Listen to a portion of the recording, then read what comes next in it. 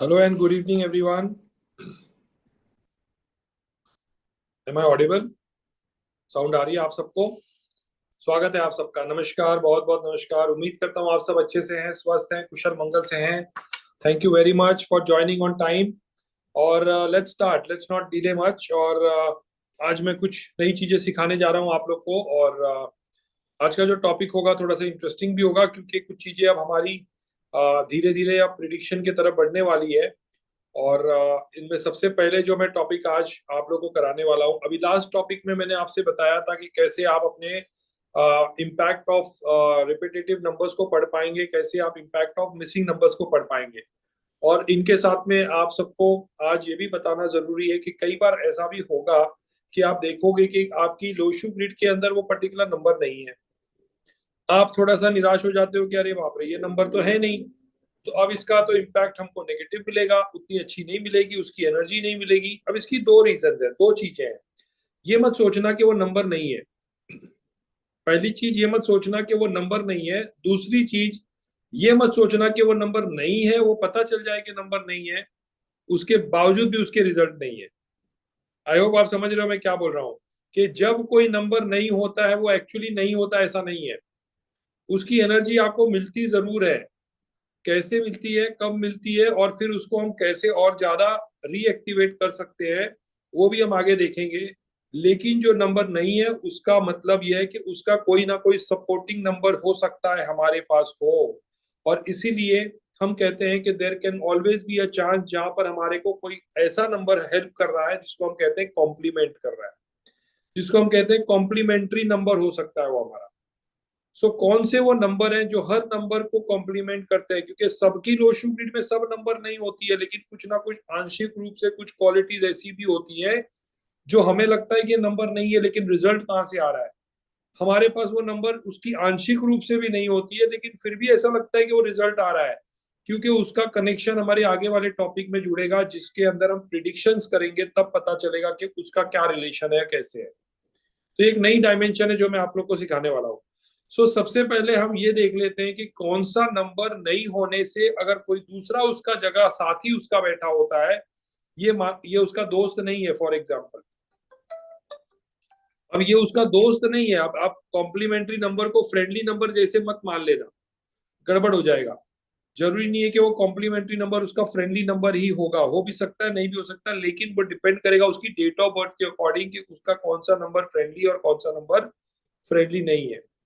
तो जब हम कॉम्प्लीमेंट्री नंबर की बात करते हैं तो वो यहाँ पर जो मिसिंग नंबर है, मिसिंग नंबर की कमी को पूरी करने के लिए कौन सा नंबर होगा, तो उसकी एनर्जी उसको मिलती है, चाहे वो फुल रूप से मिले या अपूर्ण रूप से मिले, या उसको हम आंशिक रूप भी कह सकते हैं। आंशिक रूप से मिलने वाली एनर्जी को कहते हैं कॉम्प्लीमेंट्री नंबर्स। अब वो आंशिक रूप का कोई ऐसा परसेंटेज नहीं है कि इतने परसेंटेज होगा। उसकी पावर और ज्यादा भी हो सकती है, डिपेंडिंग उसकी प्रिडिक्शन के टाइम उसका प्लेसमेंट किस तरह से है या है क्या नहीं है। फॉर एग्जाम्पल, एक नंबर अगर नहीं है तो एक नंबर की एनर्जी को पूरी करेगा कौन सा नंबर? नंबर 9। मतलब अगर नंबर 9 नहीं है, सॉरी एक नंबर नहीं है, तो उसकी कमी को पूरा कर रहा है उसका दूसरा नंबर जो कि कॉम्प्लीमेंट्री करके आ रहा है, वो है नंबर 9। जो नंबर नहीं है 1, उसको 9 कंप्लीट कर सकता है। इसी तरह से जो नंबर 2 की बात करेंगे तो 2 नंबर की एनर्जी को कंप्लीट करेगा कौन सा नंबर? 2, 5 और 7। यानी कि 2 नहीं है तो 5 नंबर और 7 नंबर, ये दोनों नंबर उसकी कमी को पूरी कर सकते हैं आंशिक रूप से। क्यों? क्योंकि 5 नंबर बैलेंस का नंबर है, ये हर चीज के नंबर को बैलेंस कर सकता है, हर एक की एनर्जी को बैलेंस कर सकता है। और इसीलिए नंबर 2 को बैलेंस करेगा या तो 5 और 7। 7 नंबर क्या है? अगेन माइंड है। किस हद तक माइंड है? डीप थिंकिंग के लिए, डीप थॉट के लिए। और इसीलिए वहां पर 2 नंबर की एनर्जी को इम्प्लीमेंट करने के लिए 5 नंबर और 7 नंबर वो उसके कॉम्प्लीमेंट्री नंबर्स बन के खड़े हो जाएंगे। अगर किसी के पास 2 नंबर नहीं और 5 और 7 है, तो ये मत मानना कि उसके पास 2 की क्वालिटी उसकी इनकम्प्लीट है। इंडिविजुअल भी चलेगा, वेदर 2 दोनों होंगे तो ज्यादा अच्छा है, अगर एक ही कोई है तो भी चलेगा, वो उसको बैलेंस कर रहा है। सेम केस 3 के लिए बनता है कि अगर 3 नंबर नहीं है और उसकी जगह पे 5 और 7 है तो वो बैलेंस करेंगे, क्योंकि 5 नंबर जो है वो एक तरह से एक बहुत इंपॉर्टेंट नंबर है जो अभी मैं बताऊंगा। 7 नंबर के पास क्वालिटी होती है स्पिरिचुअलिटी की, रिलीजन की, हीलिंग की, कम्युनिकेशन की, और इसीलिए कई बार 3 नंबर नहीं भी होगा तो उस केस में 7 नंबर जो है वो उसका सपोर्टर बन जाएगा, उसको कॉम्प्लीमेंटर बन जाएगा। तो 3 नंबर की एब्सेंस को पूरी करेगा 5 और 7। अगर दोनों भी नहीं है तो हम देखेंगे, वेट करिए, उसकी कुछ उपाय करनी पड़ेगी, उसकी कुछ रेमेडीज करनी पड़ेगी। 4 नंबर की कॉम्प्लीमेंट को 4 नंबर की मिसिंग को कॉम्प्लीमेंट करेगा 8 नंबर का प्रेजेंट। यानी कि अगर 8 प्रेजेंट है तो कॉम्प्लीमेंट करेगा, लेकिन यहां पर एक कंडीशन है। 4 नंबर की कौन सी क्वालिटी को हम ढूंढ रहे हैं 8 के अंदर, कौन सी क्वालिटी, उसकी क्या एट्रीब्यूट है? 4 की attribute is discipline and organized. बाकी क्वालिटी मत देखना 8 में उसकी। तो जो 4 नंबर की बेसिक स्ट्रेंथ है वो 8 नंबर से निकलेगा। स्ट्रेंथ मतलब उसका क्या हुआ? डिसिप्लिन एंड ऑर्गेनाइजेशनल स्किल्स वाली स्ट्रेंथ। तो अगर वो 8 प्रेजेंट होगा तो शनि के अंदर भी डिसिप्लिन होती है, हार्ड वर्क होती है और ऑर्गेनाइज्ड होता है। तो अगर वो नहीं है तो उसका कॉम्प्लीमेंट हो जाएगा सीधे सीधे 4 का 8 से। और यही सेम रिलेशन जब हम बात करेंगे 5 के अंदर, तो 5 नंबर का आइडली कोई भी कॉम्प्लीमेंट्री नंबर नहीं हो सकता, कोई भी उसका सप्लीमेंट्री नंबर नहीं हो सकता। अगर कोई 2000 सन वाला भी होगा तो भी रूल सेम ही होगा, लोशू ग्रिड सेम ही बनेंगे, कैलकुलेशन सेम ही होंगे। जो नंबर है उसके अकॉर्डिंग उसकी रीडिंग होगी, जो नंबर नहीं है उसके अकॉर्डिंग उसकी कॉम्प्लीमेंट्री नंबर देखी जाएगी, और जो नंबर कॉम्प्लीमेंट्री के साथ भी नहीं होता है तो उसके साथ उसकी रेमेडी करनी पड़ेगी। So any date of birth, 1900 वाले हो या 2000 वाले हो, उन सबका वर्किंग, रीडिंग और कैलकुलेशन सेम चलेगा। वर्किंग भी सेम, प्रिडिक्शन भी सेम, कैलकुलेशन भी सेम और रेमेडीज भी सेम। 5 नंबर का कोई कॉम्प्लीमेंट्री नंबर यूजुअली होता नहीं है, लेकिन जहां तक हम बात करते हैं फैमिली के लिए, रिलेशनशिप के लिए, उसकी बैलेंस के लिए, तो 6 नंबर पार्शली वो कॉम्प्लीमेंट करेगा 5 नंबर को। पार्शली हम मान सकते हैं कि 6 नंबर का प्रेजेंस 5 नंबर की एब्सेंस को थोड़े हद तक कम कर देता है, बढ़ा देता है, यानी उसको कवर करता है वो 6 नंबर अगर होगा तो। और इसी तरह से जब हम 6 की एब्सेंस की बात करेंगे तो 6 की एब्सेंस को कंप्लीट करेगा, बैलेंस करेगा 5 नंबर। लेकिन वो कौन से वाले पार्ट को? 6 की क्वालिटी क्या है? Materialistic, love, relationship and family. तो इनकी बैलेंस क्रिएट करेगा 5 नंबर। यानी कि 6 एब्सेंट है लेकिन 5 प्रेजेंट है, तो उसकी मटीरियलिस्टिक चीजों की पूर्ति कर सकता है, लग्जरी, ग्लैमर, और साथ में हम बात कर सकते हैं overall family balance, love balance. इन चीजों को 5 नंबर अगर होगा तो वो उसको बैलेंस कर देगा, वो उनको बैलेंस कर देगा। ठीक है। उसके बाद 7 नंबर, जैसे 3 नंबर को 7 कॉम्प्लीमेंट करता है, वैसे 7 नंबर की एब्सेंट को 3 नंबर अकेले भी अगर होगा तो कवर कर लेगा, वो भी कवर कर लेगा। मटीरियल उसके अंदर उसकी स्पिरिचुअलिटी, हीलिंग, विजडम, इन चीजों को बढ़ा देगा। विच मीन्स कि अगर 7 नहीं है तो ये मत, अच्छा इसका और एक तरीका है, 7 नहीं है तो इसका मतलब 3 प्रेजेंट है तो ये मत समझना कि डिसअपॉइंटमेंट भी बढ़ा देगा, क्योंकि 7 डिसअपॉइंटमेंट से रिलेटेड है। हम यहाँ पर स्ट्रेंथ की बात कर रहे हैं, राइट? तो strength is not disappointment, strength is उसकी विजडम, उसकी स्पिरिचुअलिटी, उसकी नॉलेज, उसको इंप्रूव कर सकता है 3। अगर 7 प्रेजेंट नहीं है तो 3 उसका कंप्लीशन करेगा।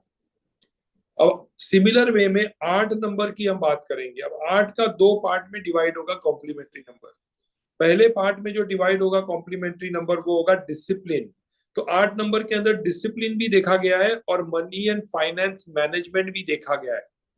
तो जो मनी एंड फाइनेंस मैनेजमेंट वाला क्वालिटी है वो नंबर आपके 5 से निकल के आएगा। विच मीन्स 5 अगर प्रेजेंट है तो मनी एंड फाइनेंस मैनेजमेंट अच्छा हो जाएगा। लेकिन अगर 4 नहीं होगा, खाली 5 होगा, तो ऐसे में डिसिप्लिन नहीं होगा लेकिन मनी एंड फाइनेंस मैनेजमेंट होगा। अब डिसिप्लिन तो कई चीजों के लिए होता है ना, खाली मनी और फाइनेंस के लिए तो नहीं होता है, तो वहां पर वो चीज चल जाएगी। लेकिन अगर 8 प्रेजेंट नहीं है और साथ में 4 भी प्रेजेंट है और 5 भी प्रेजेंट है, तो ये बंदा डिसिप्लिन भी हो जाएगा, ऑर्गेनाइज्ड भी हो जाएगा, और साथ में इसकी बैलेंस भी, फाइनेंशियल बैलेंस भी अच्छी चलेगी, विच मीन दोनों चीजें कवर कर लेगा ये जब 8 नंबर एब्सेंट होगा और 4 नंबर और 5 नंबर दोनों प्रेजेंट होगा। अब मान लीजिए कि 8 नंबर एब्सेंट है, 4 प्रेजेंट है, 5 एब्सेंट है, तो फिर फाइनेंस मैनेजमेंट में उसका डब्बा गुल रहेगा, लेकिन डिसिप्लिन एंड ऑर्गेनाइज में उसका डब्बा अच्छा रहेगा, यानी कि वो फुल मार्क्स रहेगा। तो इस तरह से आपको देखना है कि कौन सी चीजें कहां से कनेक्ट हो सकती है, और वही चीज के अकॉर्डिंग आपको रीडिंग और प्रिडिक्शंस भी करनी है। एंड फाइनली नंबर 9 की जब बात करेंगे, तो जैसे 1 के लिए 9 कॉम्प्लीमेंटिंग था, वैसे ही 9 के लिए 1 कॉम्प्लीमेंटिंग होगा। If both are not present, then we have to go for remedies, we have to go for remedies. लेकिन उसके बावजूद भी उसकी पावर झलकती है, होते ना वो, धीरे धीरे उसका करंट आता है जाता है, वो कब आएगा कब जाएगा वो मैं बताऊंगा आपको, वो आपको मिलेगा। ऐसा नहीं कि जीरो होगा, लेकिन उसकी पावर वीक जरूर हो जाएगी। तो कब उसकी स्ट्रेंथ ऊपर आएगी, कब उसकी स्ट्रेंथ नीचे जाएगी, ये चीजें भी हम देखेंगे। अगर, अब देखिए, ये हो गया इंडिविजुअल नंबर के अकॉर्डिंग इनकी अंडरस्टैंडिंग। अब मान लीजिए कि इंडिविजुअल नंबर के अकॉर्डिंग ये चीजें दिख रही है, सो इनके अंदर एक सबसे इंपॉर्टेंट नंबर होता है जिसको हम बोलते हैं सबसे बड़ा number, the most important number, और उसको हम कहते हैं द मास्टर की। सो जो मास्टर की होगा हमारा, वो कौन सा नंबर होगा? हमारा मास्टर की नंबर होगा 5 नंबर। इसको कहते हैं power of all numbers. Power of all numbers, इसके अंदर ऐसे सभी नंबर्स की स्ट्रेंथ और सभी नंबर्स की पावर पाई जाती है। सभी नंबर की स्ट्रेंथ और सभी नंबर की पावर पाई जाती है, क्योंकि अगर नंबर 5 है तो ये आपको फाइटर भी बना देगा, ये आपको सक्सेसफुल भी बना देगा, ये आपकी विल पावर को भी इंप्रूव कर देगा। तो अगर किसी की विल पावर में मजा दम, अगर पावर भर गया, जिसकी विल पावर अच्छी हो गई, तो वो उस पर्सन की कोई भी प्रॉब्लम जो होगी वो खुद ही मैनेज करना सीख जाएगा। तो इसीलिए हम सबसे इंपॉर्टेंट रेमेडी जब करते हैं ना, तो सबसे पहला रेमेडी करते हैं 5 नंबर को बैलेंस करने के। जब आपको नंबर 5 को बैलेंस करने आ गया, और अगर आपने उसको बैलेंस कर दिया, तो आप सभी नंबर की एक कुछ हद तक की जो नेगेटिव पावर है उसको भी आप 5 के थ्रू बैलेंस कर सकते हो, 5 के सपोर्ट से बैलेंस कर सकते हो। इवन अगर वो 5 नंबर कुआ से आता है तो भी उसकी एनर्जी मिलती ही है, then also you get the power, क्योंकि वो आप लोशु ग्रिड में तो ऐड कर ही रहे हो, उसको लोशु ग्रिड में तो डाल ही रहे हो।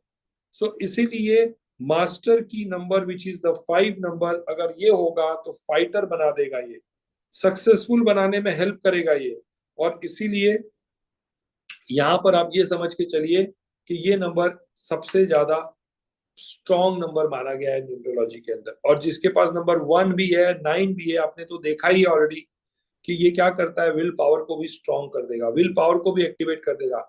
इसीलिए सबसे इंपॉर्टेंट नंबर बनेगा 5, और इसका होना किसी भी और नंबर के नहीं होने के वजह से ऐसा नहीं कि वो नंबर की पावर खत्म हो रही है, इसके होने से वो आंशिक रूप से सभी नंबर को कॉम्प्लीमेंट करेगा, क्योंकि सेंटर में वो सबको एक साथ बैलेंस कर रहा है। वो ग्रेविटी है, वो कॉस्मिक है, और वो सबको एक साथ में बैलेंस करेगा। इसीलिए 5 का होना इज योर की टू अ सक्सेस।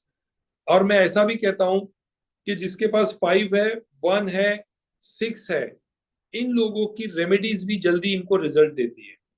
ये जब रेमेडीज भी करते हैं तो इनको इफेक्ट भी जल्दी मिलता है, इनको रिजल्ट भी जल्दी मिलती है। और इसीलिए हम सबसे पहले, मैंने क्या कहा, सबसे पहले हम कौन से नंबर को बैलेंस करते हैं? सबसे पहले हम बैलेंस करते हैं नंबर 5, ठीक है, उसकी रेमेडी को, उसको रेमेडी देते हैं सबसे पहले, और इसीलिए नंबर 5 इज द मास्टर की नंबर। अब इसके बाद जो हम अगला इंपॉर्टेंट रोल प्ले करते हैं वो होता है हमारी, किसकी?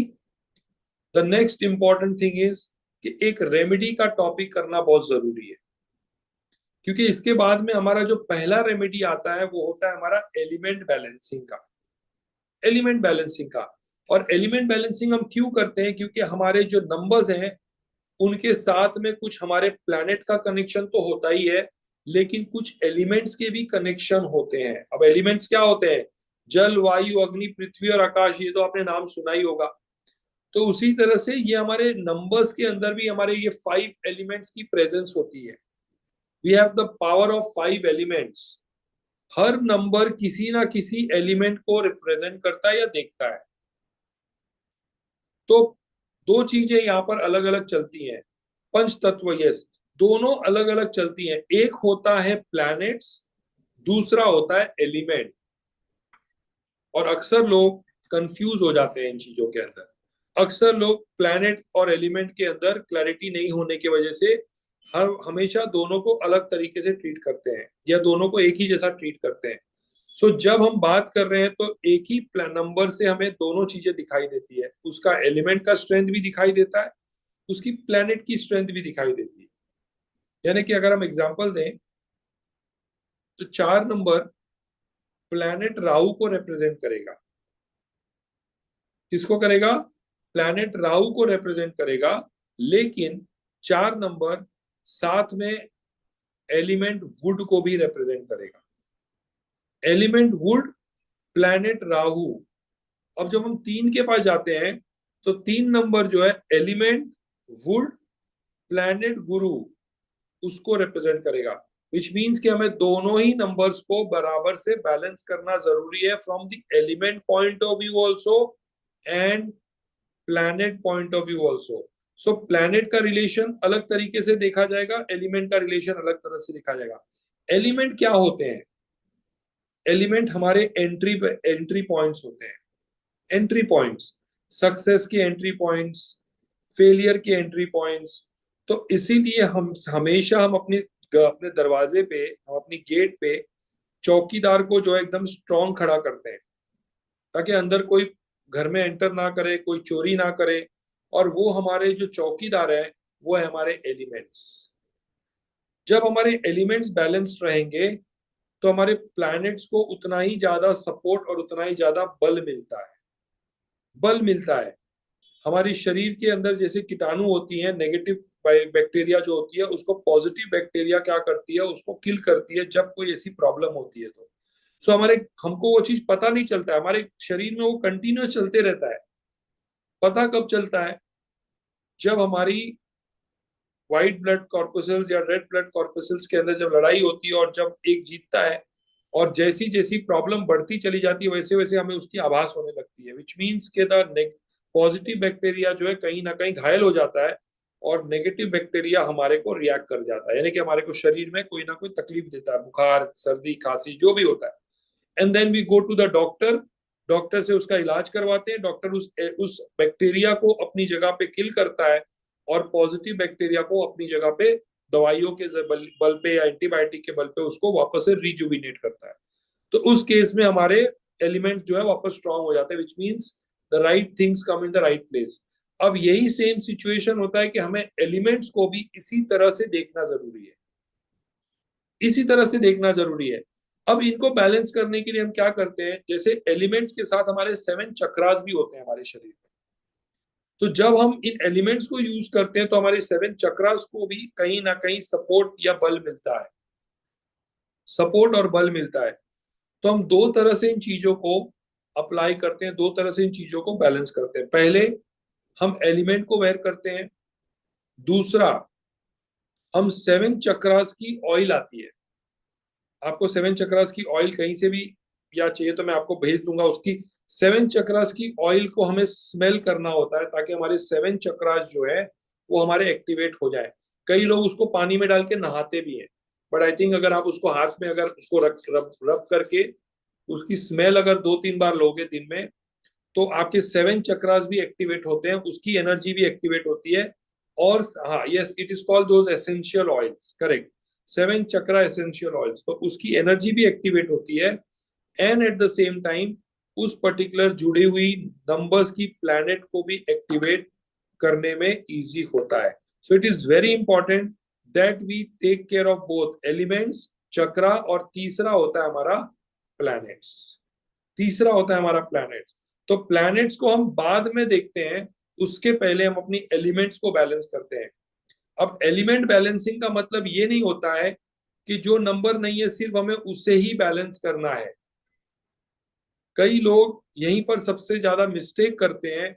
उनको ये लगता है कि मेरे पास वो नंबर नहीं है तो मुझे उसको बैलेंस करना। मैंने ये नहीं कहा कि ये मिसिंग नंबर का एलिमेंट का बैलेंस है। टॉपिक ये है कि एलिमेंट को बैलेंस करना है इररिस्पेक्टिव कि वो है या नहीं है। और उन लोगों के लिए जो नंबर नहीं है उनके लिए तो डेफिनेटली डेफिनेटली इन चीजों का धारण is going to be mandatory. So हम कौन सी एलिमेंट को यूज करते हैं यहाँ पर? हमारे पास में वुड एलिमेंट है, हमारे पास में अर्थ एलिमेंट है, हमारे पास में मेटल एलिमेंट है, और हमारे पास में water and fire element. Her number की अपनी इंडिविजुअल एलिमेंट्स हैं, उन एलिमेंट्स को हमें बैलेंस करना जरूरी है। 100% उसको बैलेंस करना ही पड़ेगा, तभी जाके जो रिजल्ट चाहिए वो हम रिजल्ट्स की ट्रैक पे आएंगे। और जो हमारी प्लैनेट की बैलेंसिंग हम करते हैं तो जाके हमारी वो ट्रैक पे से ट्रेन चलनी स्टार्ट होती है। Which means both are interlinked and both are mandatory. कैसे आइडेंटिफाई करेंगे वो सब चीजें मैं आपको बताऊंगा, लेकिन बैलेंस कैसे करना है। 4 नंबर और 3 नंबर चूंकि वुड का एलिमेंट है तो वुड से जुड़ी हुई चीजों को हमको धारण कर लेनी चाहिए। कोई भी चीज वुड से जुड़ी हुई क्या क्या चीजें हो सकती हैं? वुड से जुड़ी हुई चीजों में हमारे पास में, अच्छा तो पहले हम एलिमेंट देख लेते हैं। तो 4 और 3 वुड एलिमेंट है, 9 फायर एलिमेंट है, 1 वाटर एलिमेंट है, 2 5 8 हमारा अर्थ एलिमेंट है, 7 सिल्वर मेटल एलिमेंट है, और 6 गोल्डन मेटल एलिमेंट है। यानी कि दोनों मेटल जरूर है 7 और 6, लेकिन 7 सिल्वर के साइड से मेटल है, मेटल एलिमेंट है, और 6 जो है गोल्डन मेटल के साइड से एलिमेंट है। अब देखिए बैलेंस करने का तरीका। एलिमेंट बैलेंसिंग के लिए हम या तो हम इसको जिस भी फॉर्म में पहन सकते हैं वो हमारे लिए बेटर है। 4 और 3 को बैलेंस करने के लिए हम रुद्राक्ष, तुलसी, चंदन, या अगर कोई स्पिरिचुअल नहीं फॉलो करना है, नॉर्मल फॉलो करना है तो वुडन। बट मैं हमेशा कहता हूं would say better, would say better quality की अगर हम बात करेंगे या उसके हम स्ट्रेंथ की बात करेंगे तो वुड से बेटर स्ट्रेंथ होती है चंदन की वुड में। चंदन की वुड से बेटर स्ट्रेंथ होगी तुलसी के रुद्राक्ष के अंदर। और रुद्राक्ष और तुलसी दोनों के अंदर हम इक्वल कंट्रीब्यूशन मान सकते हैं कि तुलसी और रुद्राक्ष दोनों ही एक प्रॉपर वुड एलिमेंट के तौर पे यूज किया जा सकता है compare to normal wooden element. देखिए चंदन की वुड आजकल नहीं मिलती है, टू बी वेरी ऑनेस्ट। मैं आपको वो ऐसे कहे कि चंदन की लकड़ी आजकल अवेलेबल ही नहीं है। चंदन की लकड़ी लोग जल्दी सोर्स ही नहीं कर पाते हैं क्योंकि वो बैंड है, क्योंकि वो बैंड है। तो जितनी भी वुड के नाम पे जो चंदन बिकता है वो आपको मैं बता दूं 99.99% जगह पे वो वुडन ही रहता है। तो ये मत सोचना कि वो कोई असली चंदन आपको कोई दे देगा, चाहे वो कोई भी प्राइस में दे दे, लेकिन वो पॉसिबल नहीं है। तो इसीलिए बेस्ट होता है कि आप इनको पहनते वक्त या तो तुलसी या रुद्राक्ष इनकी बीड्स पहनो। और कितनी मुखी रुद्राक्ष? कोई भी रुखी, कोई भी मुखी हो, 5 मुखी भी चलेगा, 1 मुखी भी चलेगा। आप माले के फॉर्म में पहन सकते हो, चेन के फॉर्म में पहन सकते हो, एज लॉन्ग एज ब्रेसलेट के फॉर्म में या माले के फॉर्म में, as long as you are consistently wearing it. आज पहन लिया, कल उतार के रख दिया, फिर 1 महीने बाद याद आया अरे सर ने बोला था पहना नहीं था, पहन लेती हूँ आज, वापस 2 दिन बाद पहन के निकाल दिया। कंसिस्टेंसी का मतलब है कि आप उसको रेगुलरली पहनो। और मैं आपको बता रहा हूँ कि एक बार आपको आदत पड़ जाएगी तो 24/7 भी आपको कभी वो ऐसा नहीं लगेगा कि आपके शरीर में कोई चीज आपने पहनी है वो अपना काम कर रहा है, आप अपना काम कर रहे हो। अब इसके अंदर में यस आप नॉन वेजिटेरियन, देखिए तुलसी पहनते हो तो नॉन वेज अवॉइड करना है। रुद्राक्ष में नॉनवेज खाने वाले खा सकते हैं क्योंकि शिव जी का ये सबसे प्रिय दाना माना गया है। क्योंकि वो रुद्राक्ष बना कैसे? रुद्राक्ष बना जब शिव जी जो है उनकी आंसू से, आंखों से जब आंसू टपका, और जब उनकी आंखों से कोई भी चीज के ऊपर, जब शिव जी जब नाराज होते हैं या कभी उनको दुख होता है तो वो भी रोते हैं, ईश्वर भी रोता है, तो उनकी आंसू जो है वो बन जाता है रुद्राक्ष। ऐसा कहा गया कि उनकी आंसू जो है वो रुद्राक्ष है, वो पेड़ के ऊपर उसका जो है ड्रॉप जब गिरा तो वहां से वो रुद्राक्ष बन के निकला। तो इस तरह से उसको हमें कंसीडर किया जाता है। तो वहां पर अघोरी थे शिव जी।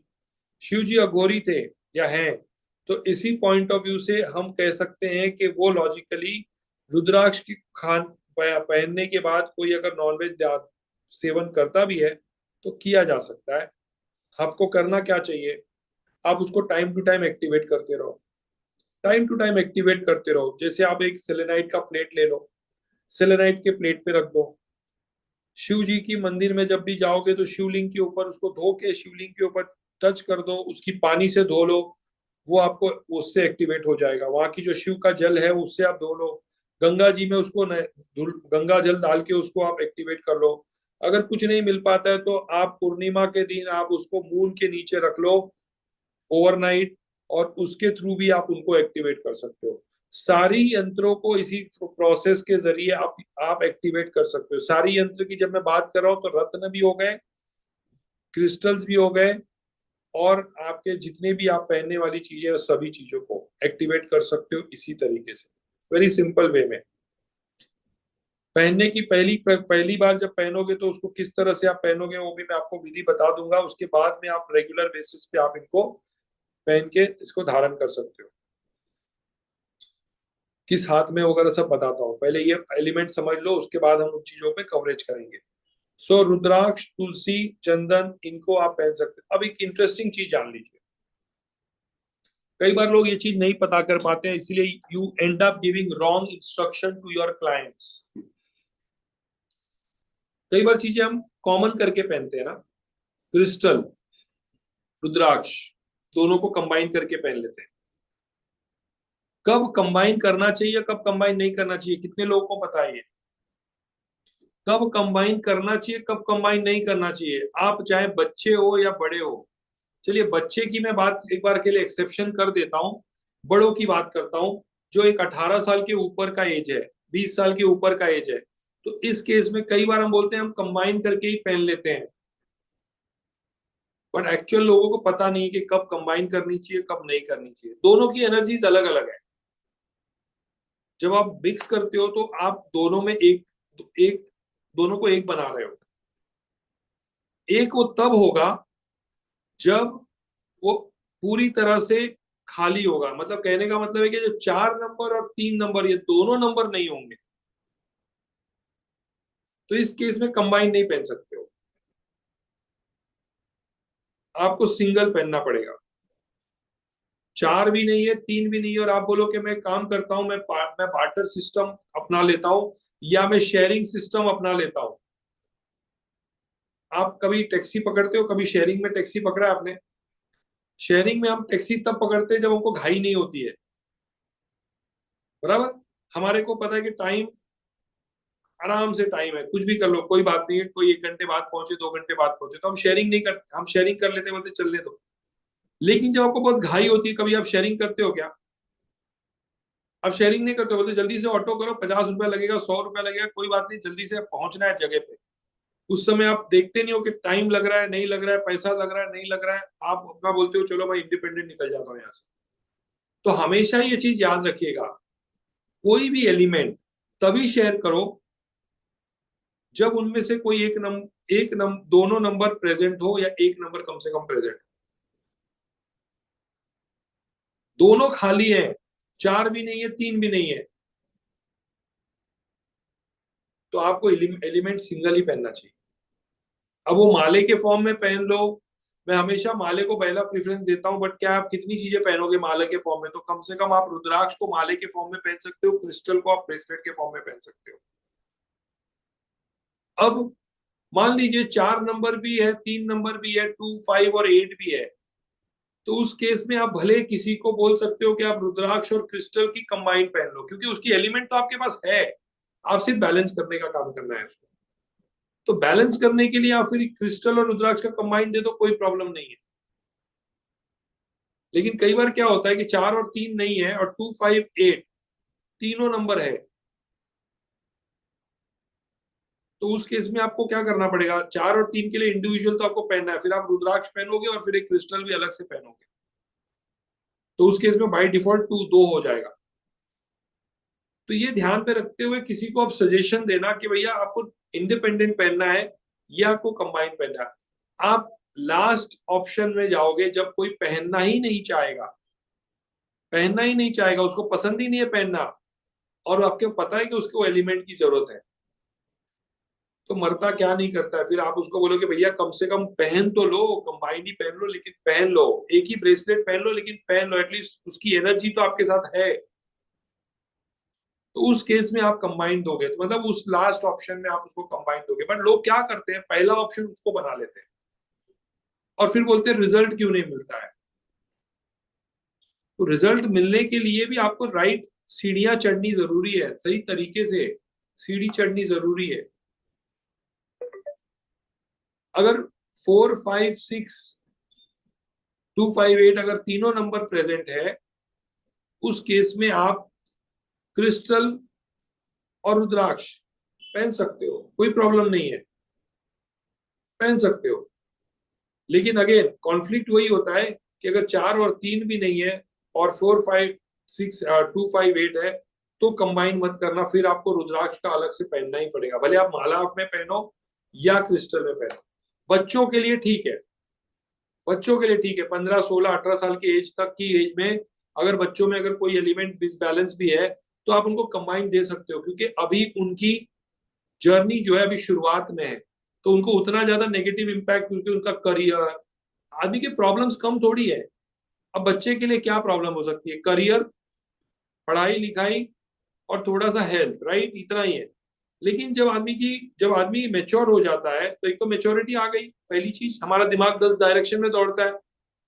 उसके बाद में हमारा प्रॉब्लम देखिए, घर का प्रॉब्लम, ऑफिस का प्रॉब्लम, पर्सनल प्रॉब्लम, रिलेशन का प्रॉब्लम, फाइनेंशियल प्रॉब्लम, करियर का प्रॉब्लम, लोन का प्रॉब्लम, एक एक हो तब बताओ ना, मतलब अनगिनत बन जाता है, कई सारे ब्रांचेस बन जाते हैं। इसीलिए फिर हम वहां पर उसको डिवाइड कर देते हैं, इसीलिए फिर हम वहां पर उनको 7 चक्रा की एसेंशियल ऑयल्स को भी यूज करने के लिए कहते हैं, बिकॉज वो हमारे 7 चक्रास को एक्टिवेट करते हैं।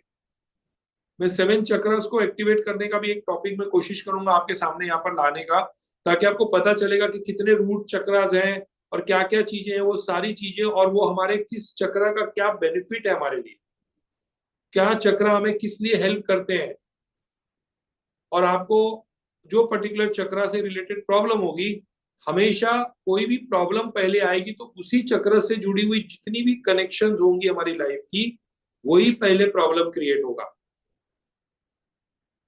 मैं कभी टाइम आपके पास होगा और कभी आपको सीखना होगा, तो मैं कभी आपको चक्रास को रीड करने का, या ऑरा स्कैनिंग आपने नाम सुना होगा, तो ऑरा स्कैनिंग का भी कभी मैं आपको कोर्स कराऊंगा। अगर आप मेरे साथ में जुड़ना चाहोगे तो I will definitely guide you there also. आप किसी की बैठे बैठे चक्रों की परसेंटेज निकाल सकते हो कि कितना उसकी शरीर की चक्रा जो है एक्टिव है, नहीं है। हम कभी भी किसी दिन डेमो करेंगे आपके क्लास के साथ में, we will do that demo. आप सामने बैठोगे और आपकी प्रॉब्लम मैं यहां से बताऊंगा, छोटी मोटी प्रॉब्लम नहीं बताऊंगा, बड़ी बड़ी प्रॉब्लम बताऊंगा, कि आपको पता चल जाएगा कि किस क्या प्रॉब्लम है। सिर्फ आपका फोटो चाहिए यहाँ पे और आप उस कैमरे पे चाहिए, that's it. So we can do that demo sometimes, but not now, course complete होने दीजिए, उसके आसपास में हम पहुंचेंगे तो we will do that. So tools के साथ में मैं आपको बताऊंगा। सो एनीवेज, तो ऑरास को एक्टिवेट करना भी बहुत जरूरी है, ठीक है ना। सो ऑरास चक्र और साथ में हमारे एलिमेंट ये मैटर करेंगे, ये हेल्प करेंगे। सो रुद्राक्ष, तुलसी, चंदन, वुड, इनको हम बैलेंस करते हैं वुड एलिमेंट के लिए। अर्थ एलिमेंट के लिए क्रिस्टल, स्फटिक और व्हाइट कॉर्ड। सो क्रिस्टल, स्फटिक, व्हाइट कॉर्ड सेम ही होता है। कॉर्ड्स जो है उसके अलग अलग कलर्स होते हैं, व्हाइट कॉर्ड्स होता है, रोज कॉर्ड्स होता है, ऐसे अलग अलग कॉर्ड्स होते हैं। तो हम जो क्रिस्टल यूज करते हैं वो है व्हाइट क्लियर क्रिस्टल कॉर्ड्स, उसको एक ही नाम दिया है, व्हाइट क्रिस्टल बोलिए, स्फटिक बोलिए। स्फटिक हिंदी शब्द है, जैसे रुद्राक्ष हिंदी शब्द होता है, वैसे स्फटिक भी यस, रोज क्वार्ट्ज होता है, एमेथिस्ट होता है, अलग अलग नाम से होता है। तो यहाँ पर स्फटिक, क्रिस्टल या white quartz, it is one and the same thing. कई बार लोग इसके नाम से लोगों को अलग अलग बता देते हैं कि ये नहीं है, ये है, ये नहीं, but all are same property, सबकी सेम है। इन सबको अर्थ एलिमेंट कहा जाता है। और अर्थ एलिमेंट का मतलब है कि earth is the purest form, earth is the purest form, ठीक है। So purest form of earth element is crystals. अब सेम लॉजिक यहां पर भी अप्लाई करना है, ब्रेसलेट या माले के फॉर्म में। अब क्रिस्टल को ब्रेसलेट के फॉर्म में भी पहन सकते हो, माले के फॉर्म में भी पहन सकते हो। अब मान लीजिए किसी को हाथ में पहनना ही नहीं है, उनके पास में 4 नंबर, 3 नंबर, 8 नंबर की अगर कुछ एक एक नंबर अगर प्रेजेंट है, तो उनको आप ब्रेसलेट की जगह पे माला भी फॉर्म में पहना सकते हो, दोनों का कंबाइन करके। और अगर कोई इंडिविजुअल पहनना चाहता है, एक रुद्राक्ष माला में, एक ब्रेसलेट में, तो वो डिसाइड करके आप अकॉर्डिंगली उनको गाइड कर सकते हो। तो एज यू सी, क्रिस्टल का बेनिफिट बहुत कुछ है। ब्लड प्रेशर को ये बैलेंस रखता है, ब्लड प्रेशर को ये बैलेंस करता है। इसके अलावा क्या करता है ये, हमारी एनर्जी को क्लेंस करता है, हमारे थॉट्स को क्लेंस करता है, हमारी थॉट प्रोसेसेस को ये बेटर करता है, ये हमारी राइट डिसीजन दिलाने में हेल्प करता है। It helps us to get the right decisions for our work. कई बार देखिए लोग है ना, नेगेटिव थॉट्स मन में बहुत ले आते हैं। कई लोग ऐसे हैं जिनके मन में पहले नेगेटिव थॉट्स आती है, तो जो नेगेटिव थॉट्स आ रहा है उनको भी बैलेंस करता है जब कोई क्रिस्टल पहनता है।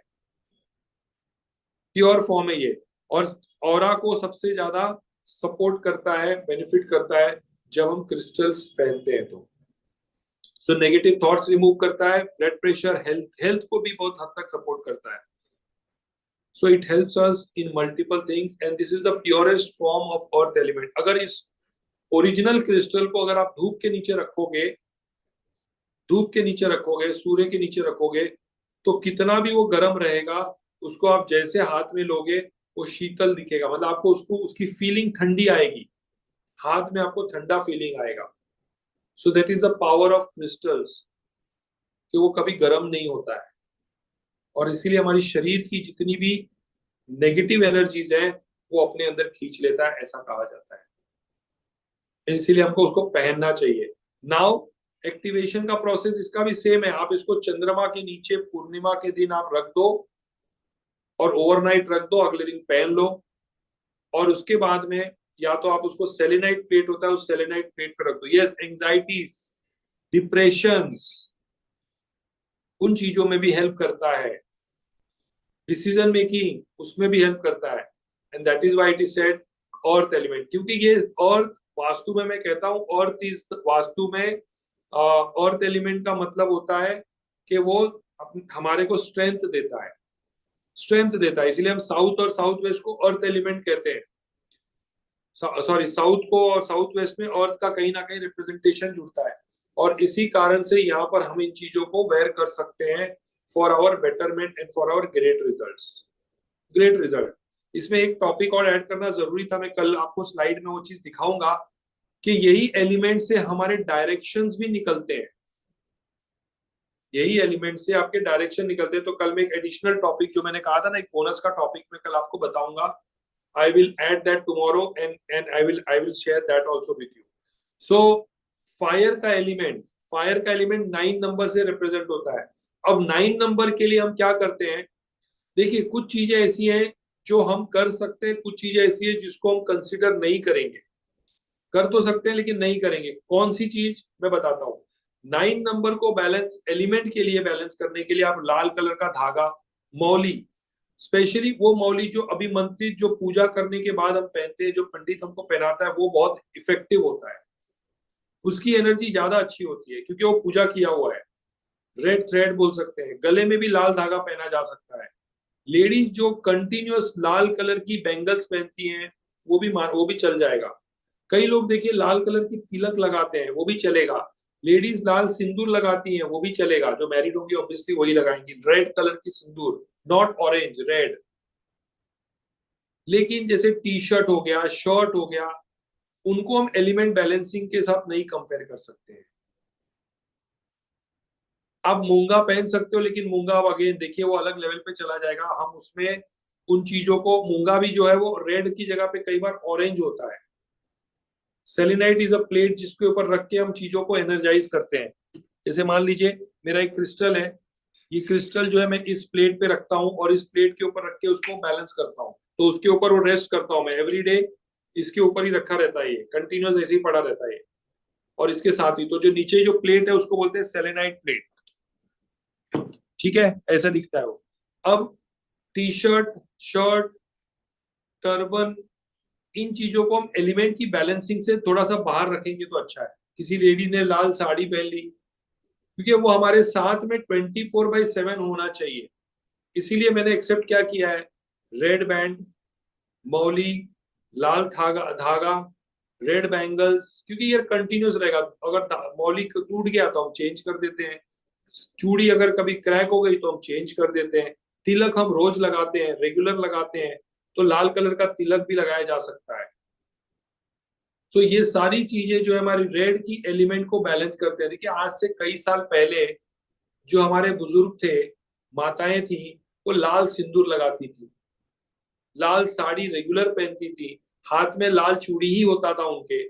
और आप देखिए कि बाय डिफॉल्ट उनके पास में उसकी एनर्जी जो थी वो मिलती थी। और उनके पास सबसे अच्छी बात ये भी है कि उनके पास तो वो element by default by nature भी आया था, नेचर भी आया था। ठीक है, और इसीलिए आज जो 2000 से रिलेटेड जितने भी लोग हैं उनके अंदर आप देखोगे कि ज्यादातर ये प्रॉब्लम्स फील होगी, नंबर 1 वाली प्रॉब्लम और 9 वाली प्रॉब्लम। इसी कारण से आपको कई सारे एलडी मतलब लर्निंग डिसऑर्डर वाले लोग दिखाई देंगे, लर्निंग डिसऑर्डर वाले बच्चे मिलेंगे आपको, ऑटिज्म वाले बच्चे मिलेंगे आपको। क्यों? क्योंकि ये एलिमेंट्स, और अगर उनका ऑरा स्ट्रांग नहीं है तो ये प्रॉब्लम्स क्रिएट होंगी। मैंने कई ऐसे केसेस को देखा है और ट्रीट किया है जहां पर हमने उनको 7 चक्रास का ऑयल सजेस्ट किया है रेगुलर बेसिस पे, सुबह दोपहर शाम, उसकी इनहेलिंग से, सिर्फ इनहेलिंग से, आप जैसे विक्स को अपने हाथ में लगा के सूंघते हो वैसे ही आप अपने हाथ को साफ करके अगर आप एक ड्रॉप डाल के ऐसे अगर आप रब करके उसको सूंघोगे तो आपके ऑराज जो है वो स्ट्रांग होंगे, विच मीन्स कि आपके साथों के साथ तो ऑराज एक्टिवेट होंगे। तो कई सारे लर्निंग डिसऑर्डर वाले बच्चे, या अगर मान लर्निंग डिसेबिलिटी बोलते हैं उसको, लर्निंग डिसऑर्डर नहीं, लर्निंग डिसेबिलिटी बोलिए, या आप जिसको ऑटिज्म जैसी प्रॉब्लम होती है, या 1 नंबर और 9 नंबर रिलेटेड जो नंबर की और प्लैनेट की जो इशू होती है, उनको काफी हद तक ट्रीट किया जा सकता है, काफी बेटर ट्रीट किया जा सकता है। सो 9 नंबर की एलिमेंट को बैलेंस करने के लिए हम क्या कर सकते हैं, थ्रेड पहन सकते हैं लाल कलर का, बैंगल्स लेडीज पहन सकती हैं, तिलक रोज लगाया जा सकता है, लेडीज सिंदूर अगर शादी हो गया तो कर सकती है। तो ये डेफिनेटली यस, एंजाइटीज और ये सारी चीजें हमारे 7 चक्रा से ही है। हर चक्रा को बैलेंस करना जरूरी है। रूट चक्रा को बैलेंस कर लिया तो बात समझ लेना, आपका रूट चक्रा बैलेंस हो गया तो आपको डिप्रेशन जैसी, एंजाइटी जैसी कभी कभी प्रॉब्लम आएगी नहीं।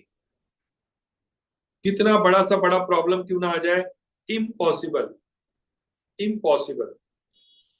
वाटर एलिमेंट, अब वाटर एलिमेंट 1 नंबर को रिप्रेजेंट करता है, इसीलिए हम किसी को पहनने को तो नहीं कह सकते हैं। वाटर और फायर पहनने के हिसाब से लाल कलर के अकॉर्डिंग हम कर सकते हैं, लेकिन वाटर को पहनाया नहीं जा सकता है। ऐसे में बच्चों को क्या करना चाहिए, लोगों को क्या करना चाहिए, जिसका 1 का एलिमेंट नहीं होगा उनको दिन में 2 बार स्नान करना चाहिए, 2 बार स्नान करना चाहिए। और एक और इंटरेस्टिंग चीज है, अब राइट हैंड लेफ्ट हैंड किसी भी हैंड पे पहन सकते हो। Ladies usually after marriage should wear on the left hand, before marriage should be worn on the right hand. Male always before और आफ्टर मैरिज के बाद और पहले only right hand, all elements. पर अगर आपको किसी रीजन से आपको लेफ्ट हैंड में पहनना है तो कोई ऐसा नेगेटिव नहीं है कि वो क्यों पहना और नहीं पहनना चाहिए, it is balancing in both the places. एक हमारी हमारी रिचुअल्स के हिसाब से हैंड का हमने सिलेक्शन किया है, बट अदरवाइज दोनों हाथ में मानता हूं कि हमारा ये, आप किसी भी हाथ में कंफर्टेबली वेयर कर सकते हो। It is always better you can wear according to the right hands of what हमारे सनातन या हमारे शास्त्रों में जैसा लिखा है उसके अकॉर्डिंग। ठीक है, कुछ लोगों का ऐसा भी मानना है कि कोई चीज रिसीव करना है तो हम लेफ्ट हैंड से, राइट हैंड से करते हैं, कोई चीज देना है तो हम लेफ्ट हैंड से करते हैं। तो वो भी लॉजिक के हिसाब से हमें एनर्जी रिसीव करनी है, इसीलिए हम राइट हैंड में करते हैं। बट लेडीज का ही सिर्फ है कि that can be also worn in the left hand also.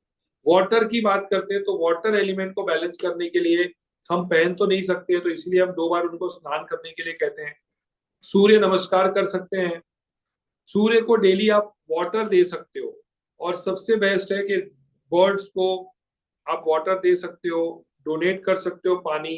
कभी आप अपने गाड़ी के अंदर पानी का बॉटल छोटा छोटा रख सकते हो। कोई मान लीजिए कोई कांस्टेबल मिल गया, कोई भिखारी मिल गया, कोई प्यासा मिल गया, उनको भी पानी दे सकते हो। लेकिन हमेशा याद रखना, when you are one is not balanced, element one अगर वीक है, खास करके जो लोग 2000 वाले बॉर्न होंगे, कभी पानी वेस्ट मत करना, कभी पानी वेस्ट मत करना। आपकी वाटर, आपकी एलिमेंट जो है वो और ज्यादा बिगड़ जाएगी, और ज्यादा डिस्टर्ब हो जाएगी। सो this is how you will balance. एक और तरीका बताता हूं।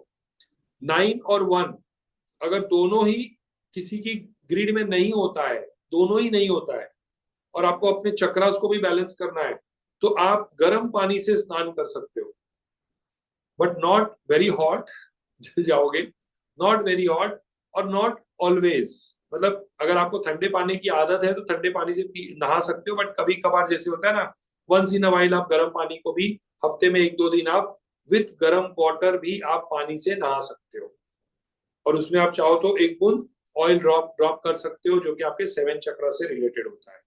सो this is how you can actually balance your 5 elements. लेकिन अभी बचा कौन सा है? मेटल। मेटल के लिए ऑलरेडी 2 ही ऐसी चीजें हैं जो हम कर सकते हैं। पहली चीज कि उस एलिमेंट को बैलेंस करने के लिए हमको वॉच पहनना है। इसमें कोई silver bracelet, golden bracelet, metal bracelet, ये हम यहाँ पर नहीं पहन सकते। आपने देखा होगा मेरे हाथ में भी हमेशा वॉच रहता ही है। तो हमेशा वॉच ही एक ऐसी प्रोडक्ट है जो एलिमेंट को बैलेंस कर सकता है गोल्ड और सिल्वर के अंदर। गोल्ड और सिल्वर के अंदर अगर किसी के पास में 7 और 6 दोनों प्रेजेंट है, बोथ नंबर्स आर प्रेजेंट, तो उस केस में आप क्या करोगे? आप सिल्वर और गोल्डन में से कोई भी मेटल का वॉच जो है वो पहन सकते हो। कंबाइन पहनोगे तो ज्यादा अच्छा है। मतलब उसकी जो प्लेटिंग है वो गोल्ड और सिल्वर मिक्स में होगी, कंबाइन में होगी, तो बेटर है। अगर आप पूरा गोल्ड भी पहनोगे तो कोई प्रॉब्लम नहीं है, क्योंकि आपकी वॉच के नीचे का जो बेस रहता है वो हमेशा सिल्वर रहता है, हमेशा सिल्वर रहता है। विच मीन्स कि अगर आपने पूरा गोल्डन भी पहना है तो बेस जो है और उसकी जो ये स्ट्रैप जो है, देखिए ये सिल्वर भी इसमें मिला हुआ है। स्टेनलेस स्टील चाहिए, ये रियल सिल्वर की बात नहीं कर रहा हूं मैं। I am not talking about real silver and real gold. Metallic watch जो स्टेनलेस स्टील के ऊपर प्लेटिंग मिलती है, होती है, और जितना अच्छी प्लेटिंग रहेगी उतना ज्यादा उसका कलर लगा रहेगा, निकलेगा नहीं। So silver and golden combined watch आप सबको पहन लेना चाहिए बाय डिफॉल्ट, बाय डिफॉल्ट। और इसके अंदर अगर आपको थोड़ा सा वेरिएशन चाहिए, तो वेरिएशन ये है कि अगर किसी के पास 7 नंबर नहीं है तो उसमें सिंगल सिल्वर का टच होना जरूरी है। 7 नंबर नहीं है तो सिल्वर का टच होना जरूरी है। और अगर 6 नहीं है तो गोल्डन का टच होना जरूरी। Otherwise combined is always the preferred option, best option. उसमें कितना भी गोल्ड, कितना भी सिल्वर का कलेक्शन होगा चलेगा। रोज गोल्ड नहीं, ओनली गोल्ड, क्योंकि रोज गोल्ड कॉपर के तरफ चला जाएगा, रोज गोल्ड कॉपर के तरफ चला जाएगा। और इसीलिए हमको सिर्फ और सिर्फ गोल्डन ही देखना है, या सिल्वर और स्टेनलेस स्टील गोल्डन प्लेटेड, या स्टेनलेस स्टील सिल्वर प्लेटेड, वो हमको बेयर करना है। अब why watch? Why watch? Because watch के अंदर एक करंट होती है, एक एनर्जी होती है। हम यहाँ पर सारी चीजें जो है ना करंट से कनेक्ट कर रहे हैं, पावर से कनेक्ट कर रहे हैं। ये घड़ी के अंदर एक स्टैटिक एनर्जी होती है, हमारी शरीर में भी स्टैटिक एनर्जी होती है। और इसीलिए हमारे शरीर में जो आयन है वो हमारी बॉडी के अंदर ब्लड को दौड़ाते रहते हैं, ऊपर से नीचे, ऊपर से नीचे, ऊपर से नीचे, विच मीन्स वो करंट है अंदर। और इसीलिए जब हम किसी लोहे को पकड़ते हैं या किसी करंट को छूते हैं तो हमारी शरीर को शॉक लगता है, क्योंकि मेटल और मेटल गुड कंडक्टर बन जाते हैं और हमारी शरीर को वो करंट दौड़ा देते हैं। हमारे शरीर में करंट आता है और हमको शॉक लगता है। क्यों शॉक लगता है? उसके पीछे का रीजन क्या है? क्योंकि हमारी शरीर का जो स्टैटिक एनर्जी है या शरीर की जो करंट है वो हमारे उस करंट से ज्यादा हैवी है। सॉरी, शरीर की करंट जो है वो उस करंट से हल्की है, मतलब उसकी करंट कम होने की वजह से हमें उसका डायरेक्ट इफेक्ट हमारी बॉडी पे आता है, विच मीन्स हमें शॉक लगता है। और कई बार देखिए हमको कोई स्टैटिक एनर्जी के वजह से किसी दरवाजे को हम छूते हैं तो हमें एक झटके से कहीं ना कहीं शॉक लगता है, क्योंकि हमारी शरीर का स्टैटिक एनर्जी जो है या स्टैटिक करंट जो है उस पर्टिकुलर जगह से जो है स्टैटिक एनर्जी उसकी ज्यादा होने की वजह से हमको थोड़ा सा कुछ सेकंड्स के लिए वो करंट देता है हमको। और जब हम किसी मेटल के साथ में भी छूते हैं करंट को तो हमको करंट लगता है। हम जब लकड़ी को पकड़ के छूते हैं तो नहीं करंट लगता है। क्यों? क्योंकि लकड़ी जो है वो बैड कंडक्टर है। भले हमारे शरीर में करंट है, लेकिन उस लकड़ी से उस करंट तक जो है हमारी शरीर के बीच में गैप है जो कि लकड़ी क्रिएट कर रहा है, और इसीलिए हमें वो शॉक नहीं लगता है। और जब हम इस वॉच को पहनते हैं तो हमारी शरीर के अंदर जो भी हमें मेटल एलिमेंट से जुड़ी हुई एनर्जी की जरूरत होती है वो हमारे इस घड़ी के करंट से हमको वो मिल रही है। जब घड़ी बंद हो जाती है, सेल बंद हो जाता है तो घड़ी बंद हो जाती है, इसके लिए उसका टाइम दिखाना बंद हो जाता है, which mean there is a small power और there is a small energy जो उसके अंदर चल रही है। और चूंकि हमारी शरीर की एनर्जी उस वाली करंट से ज्यादा होने की वजह से हमें वो शॉक नहीं देता है। हमें वो शॉक नहीं देता है वाइज जब हम करंट को छूते हैं तो हमें वो शॉक देता है, क्योंकि उसकी पावर हमारी करंट से ज्यादा है। तो जहां पर भी ज्यादा होगा वहां पर वो शॉक हमारी शरीर के अकॉर्डिंग हमको शरीर में मिलेगा या नहीं मिलेगा। मान लीजिए इस मेटल घड़ी के अंदर अगर आप कोई करंट छुआओगे तो क्या आपको शॉक लगेगा कि नहीं लगेगा?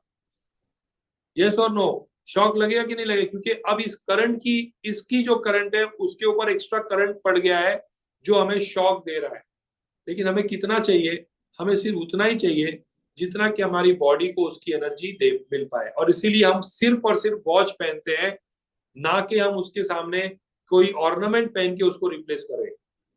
ऑर्नामेंट का मतलब हो गया कि आप सिल्वर चेन पहन लो, ब्रेसलेट पहन लो, चूड़ी पहन लो, ये जो भी चीजें हैं वो हमें उसका इफेक्ट नहीं देंगे जितना कि हमारे को वॉच देगा। इसीलिए watch is the only and only substitute, I would say not substitute but the only thing to wear for 7 and 6 metal element. 7 and 6 metal element. और जो लोग इनको पहनते हैं, मैं आपको बता दूं कई लोग ऐसे होंगे जो वॉच पहनना नहीं पसंद करते होंगे और जैसे वो पहनेंगे उनको रैशेस आ जाएगा, उनको एलर्जी आ जाएगी।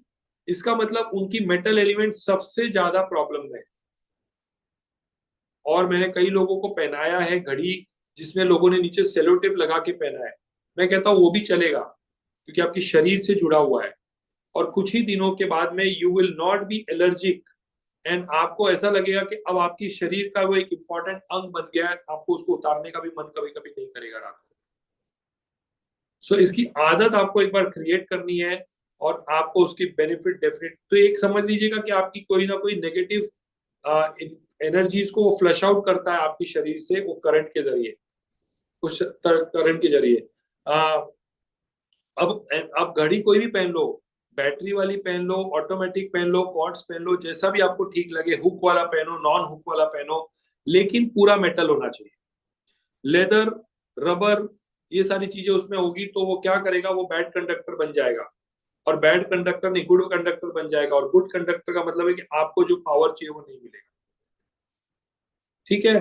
सो this is how you will actually balance your 7 जो भी हमारे एलिमेंट्स हैं उन सारी एलिमेंट्स को। अब आती है बात कि जब पहली बार आपको पहनना है तो कैसे पहनना है, पहनने के बाद कैसे उसको चार्ज करना है वो तो मैंने बता दिया। सेलेनाइट पेट पे रख सकते हो, मून के नीचे रख सकते हो, उसके बाद में किसी शिव जी के मंदिर में जाके उसकी जल से आप उसको धो सकते हो, गंगा जल से उसको वॉश क्लीन कर सकते हो, ये ऑन गोइंग बेसिस पे। लेकिन जब पहली बार आप पहनोगे तो हमेशा याद रखना उसको पहनने के पीछे उसकी रीजन क्या वो आपको पता है। मान लीजिए कि मेरे को क्रिस्टल का ब्रेसलेट मेरे को पहनना है, फॉर एग्जाम्पल मेरे यहाँ पर होगा, मैं जस्ट एक एग्जांपल दिखाता हूँ। मान लीजिए कि ये क्रिस्टल का ब्रेसलेट मैंने मंगाया, अब जब आपको मिलता है तो ये अभिमंत्रित हुआ हुआ रहता ही है। अब ऑनलाइन का मैं नहीं बता सकता हूँ, बट जब हम भेजते हैं तो वहां पर अभिमंत्रित होके ही मिलता है। मैंने कहा ना ठंडा होता है, देखिए इसको मैं छू रहा हूँ, इसमें इतना शीतल सा इसका फील आ रहा है। अब ये एनर्जाइज होता है जब हम भेजते हैं, सर्टिफाइड होता है, सब कुछ है। अब मान लीजिए आपके पास पहुंचा है तो आप इसको पहनोगे कब? शुक्ल पक्ष के पीरियड में, राइजिंग मून पीरियड। जो राइजिंग मून का पीरियड होता है अमावस्या के बाद से, यानी कि अमावस्या के सेकेंड डे से पूर्णिमा के अंदर तक, पूर्णिमा के दिन तक, वो बोलते हैं उसको राइजिंग फेज, यानी कि जब चंद्रमा बढ़ने का टाइम होता है उसको बोलते हैं शुक्ल पक्ष का पीरियड। जब अमावस्या से, सॉरी, पूर्णिमा से शुक्ल पक्ष का जो पीरियड होता है उसको बोलते हैं डिक्रीजिंग मून पीरियड। मतलब डिक्रीजिंग का मतलब मून छोटा होते जाता है, उस पीरियड को बोलते हैं कृष्ण पक्ष। तो कोई भी रेमेडीज जब हम करते हैं तो शुक्ल पक्ष के पीरियड को बेस्ट माना गया है। शुक्ल पक्ष जो राइजिंग मून का पीरियड होता है।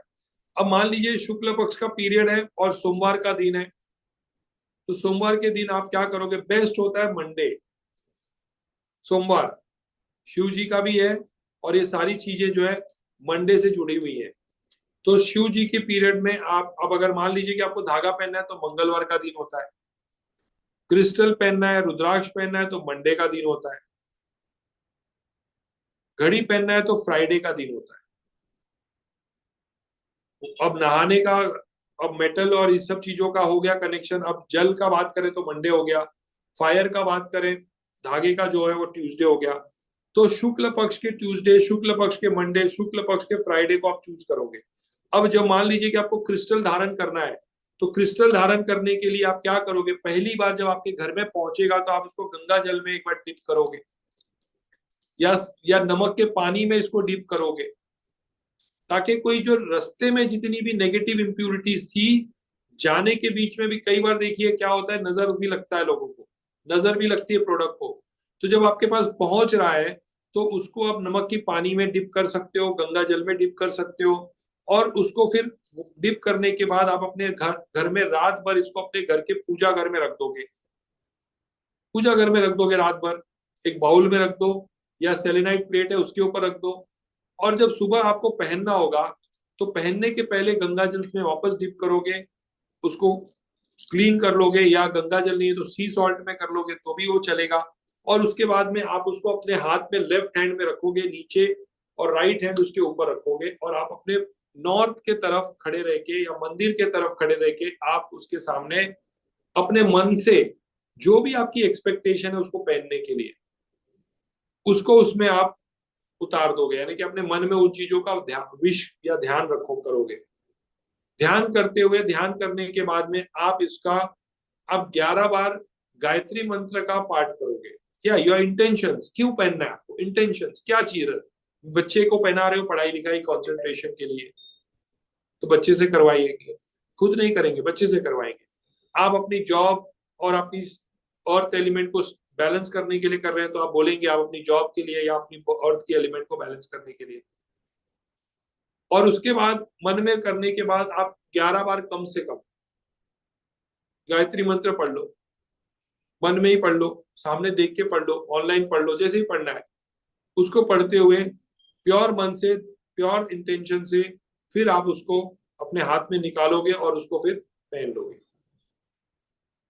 और एक बार जब आपने पहन लिया, अगर ये टूट गया, मतलब आप समझना कि ये कहीं ना कहीं इसकी नेगेटिविटी काफी हद तक, जब मैं ये पहनना पहली बार स्टार्ट किया तो आप मानोगे नहीं, हर 1.5-2 महीने में ये टूट जाता था, हर 1.5-2 महीने में टूट जाता था। विच मीन्स कि उसकी नेगेटिविटी इतनी थी कि वो होल्ड नहीं कर पा रहा था शरीर को, और वो धागा उसका या जो भी उसकी बैंड है वो टूट जाती थी। ये लास्ट 3-4 साल से मैं ऐसे ही पहना हूं उसको, और मैं कितना फिजिट करते रहता हूँ, वो अपनी जगह पे है। और मैं इसको 24/7 पहनता हूँ, 24/7। तो अगर ये कभी टूट जाए तो उसके लिए नया लेने की जरूरत नहीं है। कहने का मतलब ये है कि आप उन बीट्स को इकट्ठा कर लेना, और आप इसको लोकली कहीं पर भी इसको वापस से गुथवा देना, और फिर वापस पहनने से पहले उसको जो प्रोसेस आपने स्टार्ट किया था उसी प्रोसेस के जरिए वापस से उसको एनर्जाइज करके पहनना है। और जब आप पहनने, रेगुलरली पहनने लगोगे, अगर मान लीजिए आपको अपने हाथ से उतारते हो, हर पूर्णिमा के दिन आप उसको सनलाइट के सामने रख के, यानी मून लाइट के सामने रख के आप उसको एनर्जाइज कर सकते हो। किसी दिन मंदिर चले गए तो वहां पर शिव जी के तो उसके बाद आप कभी भी शुक्ल पक्ष कृष्ण पक्ष देखने की जरूरत नहीं। एक बार आप पहली बार जब पहनते हो, सिर्फ और सिर्फ उसी वक्त इन चीजों को वैसे फॉलो करना है। I mentioned already right hand for male, left hand for female. ठीक है, सो इस तरह से आप इनको पहन सकते हो, चाहे वो कोई भी यंत्र हो, रुद्राक्ष हो, माला हो, हर चीज। इवन जो धागा आप पहनते हो उसका भी वही है। आपने कभी नोटिस किया है जब माला आपको, जो धागा आपको कोई रक्षा सूत्र, जो मौली आपको पंडित बांधता है, तो मंत्र पढ़ते हुए बांधता है ना?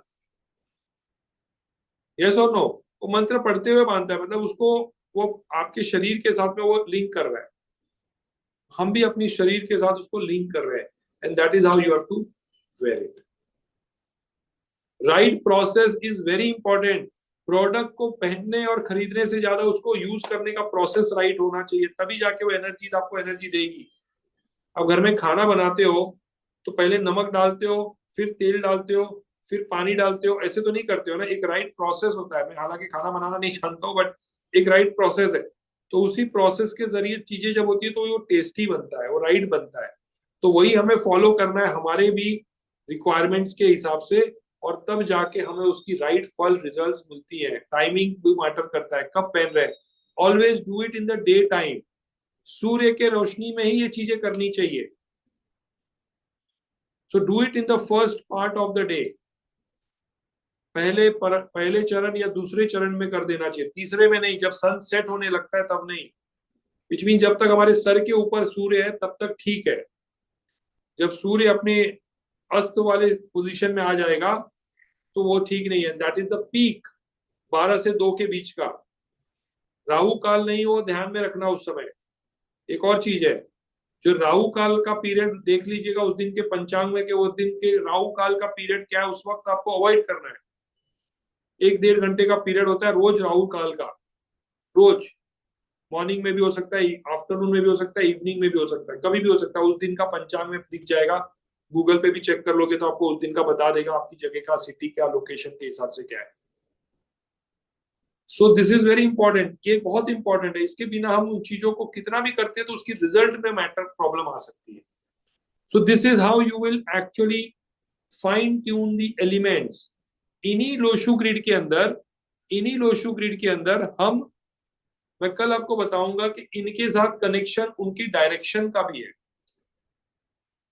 डायरेक्शन का भी है, यानी कि आपके लिए आपके नंबर्स कहां पर आपको गाइड कर रहे हैं, किस जगह पे आपको उन चीजों को फॉलो करना चाहिए, कहां पर आपके लिए राइट डायरेक्शन। चलिए उसको आज कंप्लीट ही कर देते हैं, and I will share the slide tomorrow, but मैं आज आपको टीच कर देता हूं वो भी। एक सेकेंड रुकिएगा, मैं जस्ट आपको बता देता हूं। यानी कि लोशु ग्रिड यही रहेगा, लेकिन इसके अंदर क्या होता है, कौन सी दिशा, कौन सी डायरेक्शन को, यानी कौन सी एलिमेंट, या हम ऐसा कह सकते हैं कि कौन सा नंबर कौन सी डायरेक्शन को रिप्रेजेंट करता है। एक सेकेंड, उसका तरीका भी बताऊंगा कि कैसे उसको आप लिंक करोगे। यस, प्रोडक्ट के लिए आप मुझे डायरेक्ट मैसेज करना, ऐसे नहीं। आपको प्रोडक्ट की डिटेल्स जो है वो आप, उसके लिए मैं आपको ग्रुप पर डाल दूंगा, बट आप उसको मुझे डायरेक्टली, मैं प्रोडक्ट लिस्ट आपको शेयर कर दूंगा, आपको ग्रुप पे चेक कर लीजिएगा। आई थिंक आप लोग के ऑलरेडी होना भी चाहिए, but nevertheless I will redo it. Just 1 second.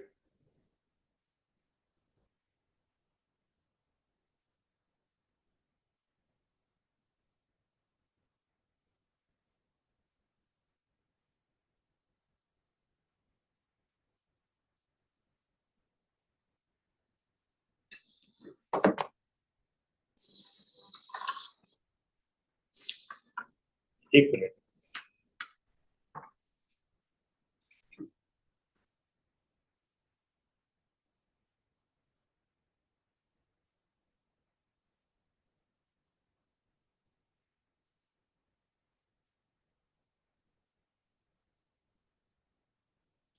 Okay, सो अगर हम बात करते हैं डायरेक्शंस की ना, सो हर दिशा जो है, हर नंबर जो है वो कोई ना कोई डायरेक्शन को रिप्रेजेंट करता है। तो आपको ये पता चलना जरूरी है कि कौन सी नंबर कौन सी डायरेक्शन को रिप्रेजेंट करती है, और उसको कैसे लिंक करेंगे वो मैं बता रहा हूँ। This is something which is very new and very different.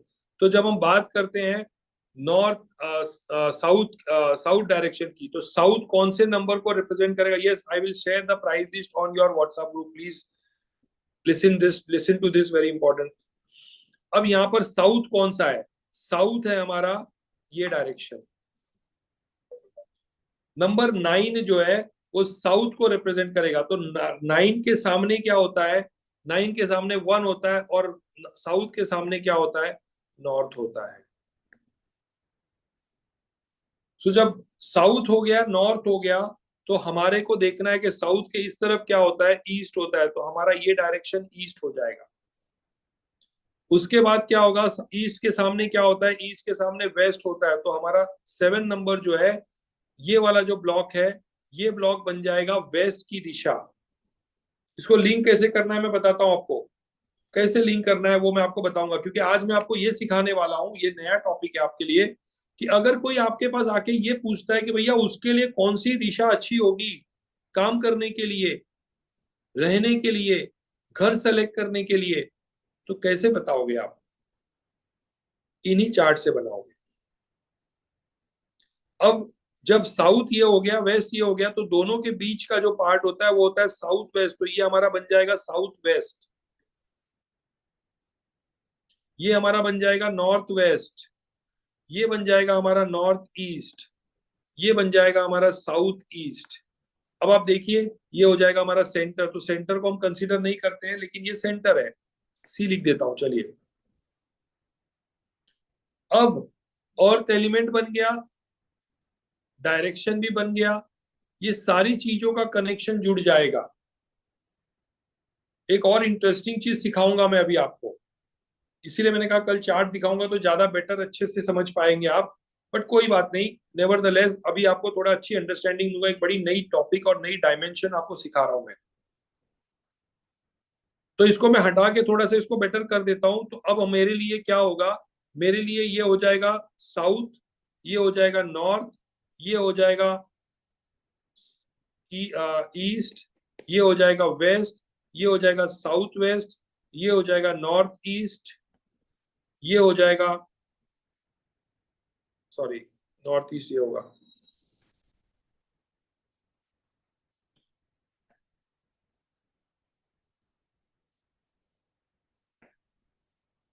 एक सेकेंड, ये हो जाएगा साउथ ईस्ट, ये हो जाएगा नॉर्थ ईस्ट, और ये हो जाएगा साउथ नॉर्थ वेस्ट।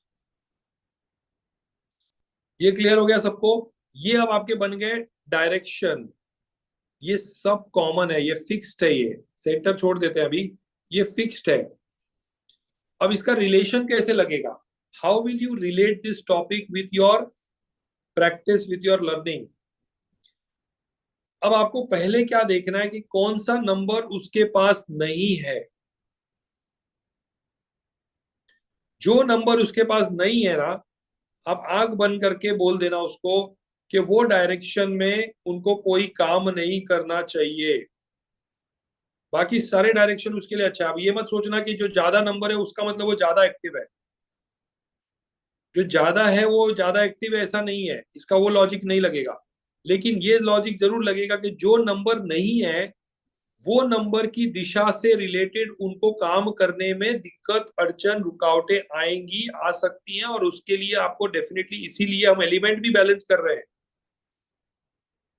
और आगे चल के हम उनकी प्लैनेट को भी बैलेंस करेंगे उसी कारण से, क्योंकि वो प्लैनेट जो है उस डायरेक्शन से रिप्रेजेंट होता है। साउथ वेस्ट जो है वो आपका रिप्रेजेंट होगा किस नंबर से? 2 नंबर वाली ब्लॉक से, चंद्रमा से। तो अगर कोई मेरे पास आके पूछता है कि क्या मैं साउथ वेस्ट में काम कर सकता हूं, क्या मैं साउथ वेस्ट दिशा में जाके अपना काम, जॉब ढूंढ सकता हूं, तो जाके ढूंढनेंगे और देखेंगे कि अगर उनके पास 2 नंबर नहीं होगा तो उनको क्या होगा प्रॉब्लम। वो जॉब ढूंढने जाएंगे तो उनको जॉब, और उनकी जल्दी से जॉब लगेगी नहीं, और काम भी जो करेंगे वहां पर उनका मन नहीं लगेगा।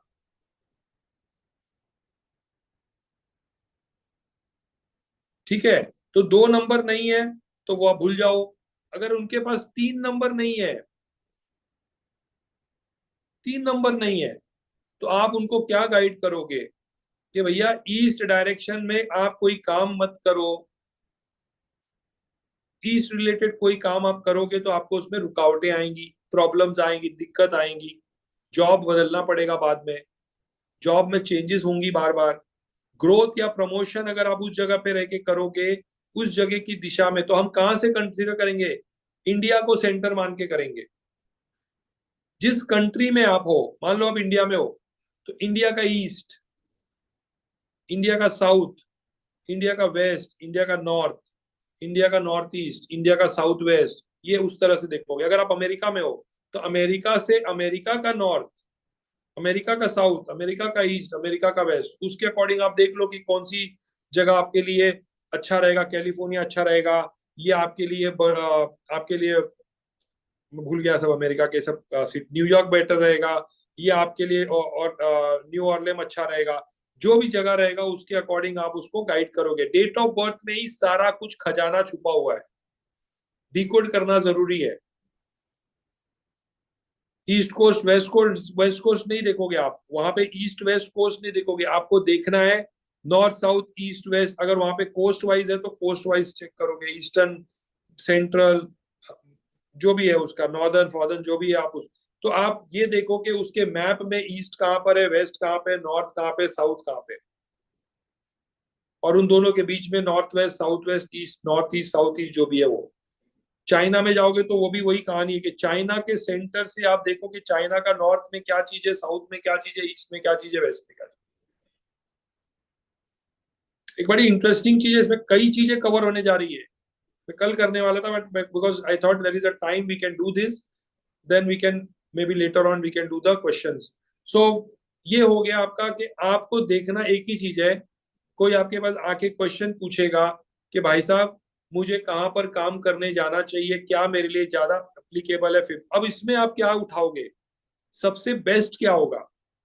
जो इनका ड्राइवर और कंडक्टर का नंबर होगा, जो ड्राइवर और कंडक्टर का नंबर होगा, ड्राइवर अगर मान लो 3 है, कंडक्टर इनका मान लो 6 है, दोनों एंटी है, कोई बात नहीं, हम यहाँ पर नंबर देख रहे हैं, घर देख रहे हैं।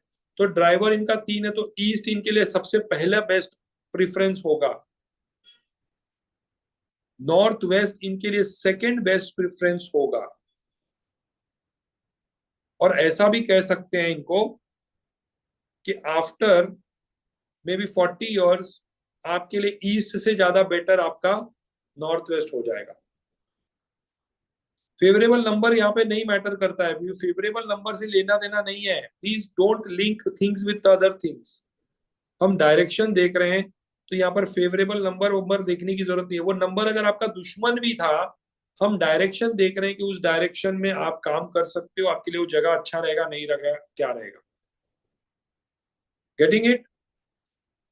ड्राइवर 5 है तो ड्राइवर 5 अगर है तो आप सेंटर, यानी कि आप इंडिया के सेंटर में काम कर सकते हो। कुछ तो सेंटर में भी होगा ना।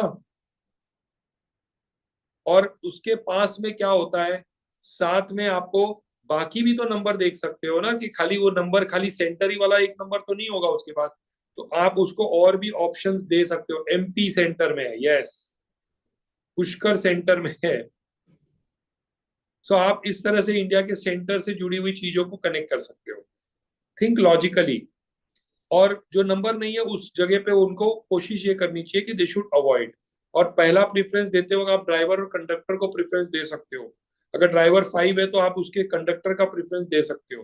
दोनों सेम है तो फिर आप देख लो कि कौन सा नंबर है, आप सेंटर बताते हुए बाकी भी उनके प्रेफरेबल नंबर दे सकते हो जो उनका है। अब एक और इंटरेस्टिंग चीज,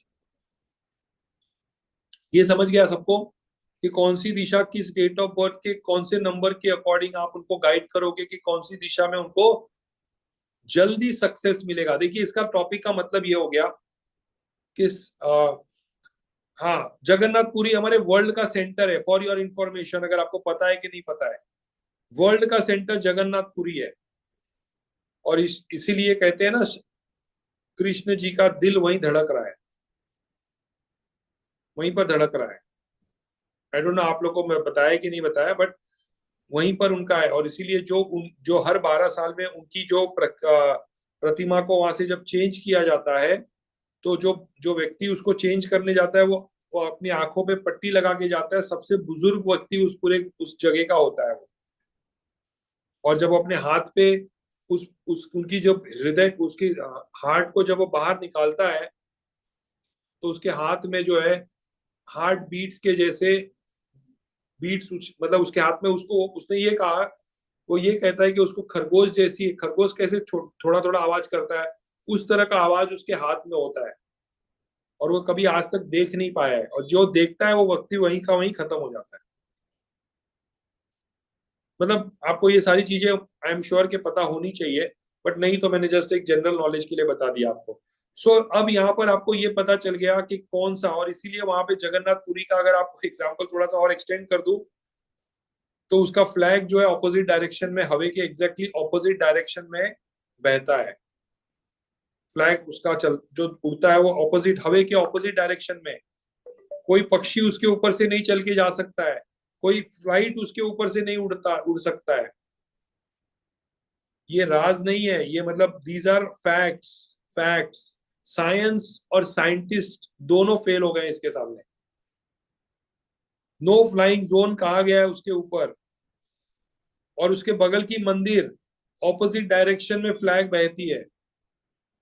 फिर उसके पास में एक समुद्र है।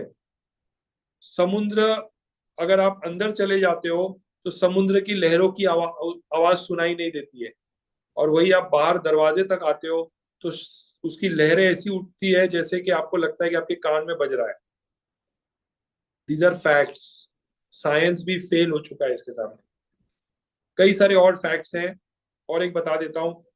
जो जो खाना बनाया जाता है वहां पर, उस खाने में 7 हंडी रखी जाती है एक साथ। 7 हंडी एक के ऊपर एक रखी जाती है। जो लोग पूरी से होंगे, आप लोग तो इसको साक्षात देखते होंगे, मैं भी 2-3 बार जा चुका हूँ। जो 7 हंडियां हैं वो मिट्टी मिट्टी की मतलब जो हंडी 7 लेयर्स बनते हैं। सबसे बड़ा सरप्राइज, जो टॉप का लेयर है वो पहले पकता है, और जो ग्राउंड का जो बेस वाला लेयर है वो लास्ट में पकता है। साइंस, साइंटिस्ट दोनों फेल हो चुके हैं। तो आप सोचिए कि अगर ये चीज कुदरत, नेचर में अगर चीजें हैं, या ये रियलिटी में भगवान हमारे सामने, अब आप इसके पीछे खुद ही अंदाजा लगा सकते हो। सो कई सारी चीजें हैं। और जो पैर, उनके पैर में जब बाण लगा, तो वो बाण जो था उन्होंने वहां पर ले जाके उसको स्थापित किया। अब उसके पीछे भी बड़ा स्टोरी है, कभी मौका मिलेगा तो हम बात करेंगे। टॉपिक बहुत बड़े हैं, लंबे हैं। सो ये सारी चीजें आपको कहीं मिल जाएगी सुनने को भी। You can read it somewhere, may be online भी दिख जाएगा ये चीजें। यहाँ पर आपको ये पता चल गया कौन सी डायरेक्शन। अब एक और इंटरेस्टिंग चीज बताता हूँ जो शायद आपको पहले कभी लर्निंग में नहीं मिली होगी, वो ये कि यहाँ पर रिलेशंस भी हैं। Family relations. लोग बोलते हैं ना कि कैसे रिलेशन पता चलेगा, कि बाप के साथ जमेगा नहीं जमेगा, भाई के साथ जमेगा नहीं जमेगा।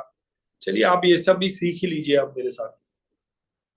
तो जो ब्लॉक में जो नंबर है, उस ब्लॉक में वो रिलेशन है। कौन सा रिलेशन कहां पर है? साउथ ईस्ट में रिलेशन किसका बनता है? Oldest daughter. मैं लिख देता हूं।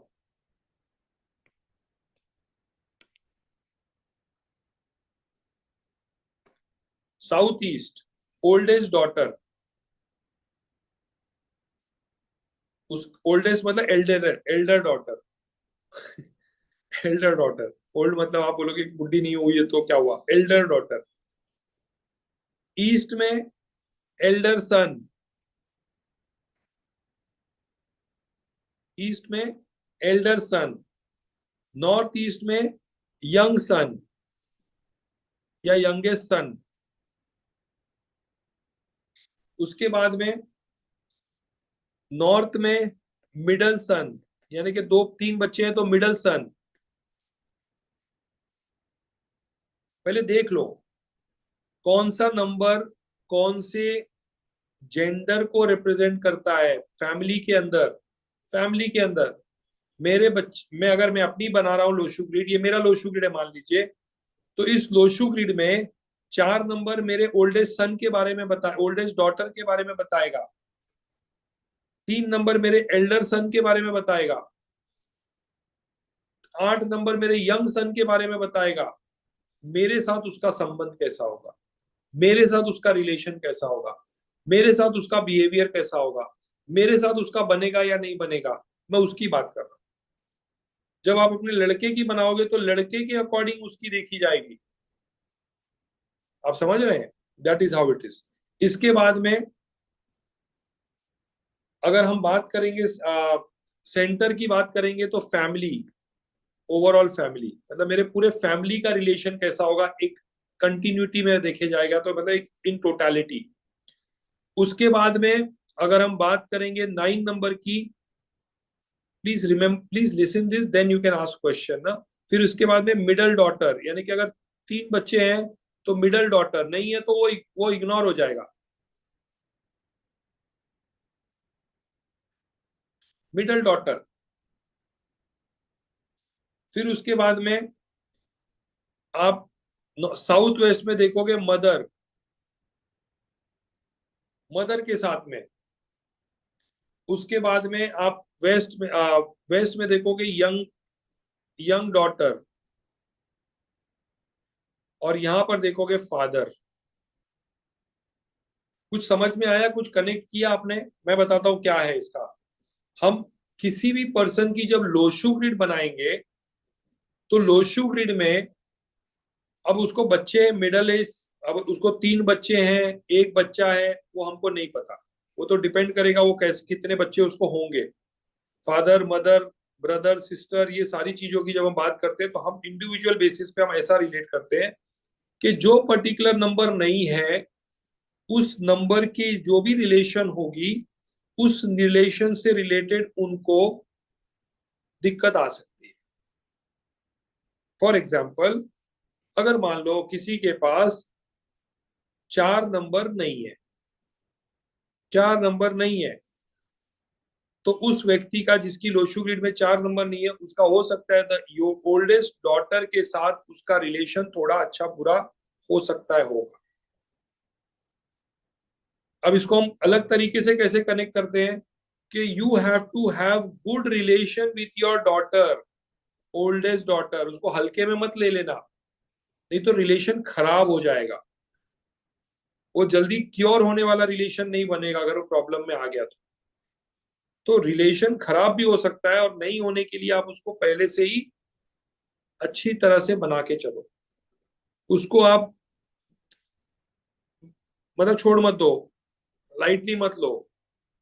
अगर ईस्ट में 3 नंबर अगर नहीं है तो एल्डर सन के साथ रिलेशन, उस घर के व्यक्ति का फादर होगा तो उसका खराब हो सकता है रिलेशन।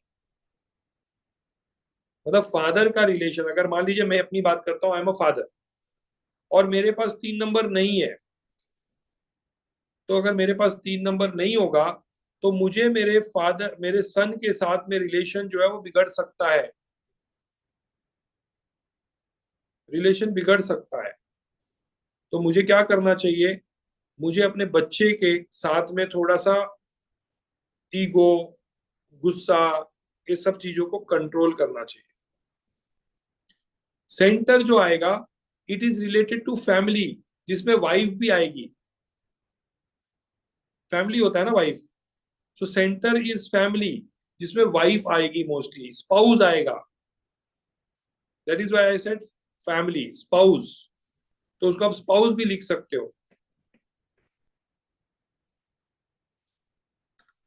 तो ये सिंपल सा चार्ट है जो आपको गाइड कर सकता है। जो आप किसी की चार्ट को पढ़ के पूछोगे कितने बच्चे हैं, शादी नहीं हुई है, ठीक है, कोई बात नहीं, क्वेश्चन रुक गया वहीं पे। कितने बच्चे हैं? 2 बच्चे हैं, एक लड़का एक लड़की।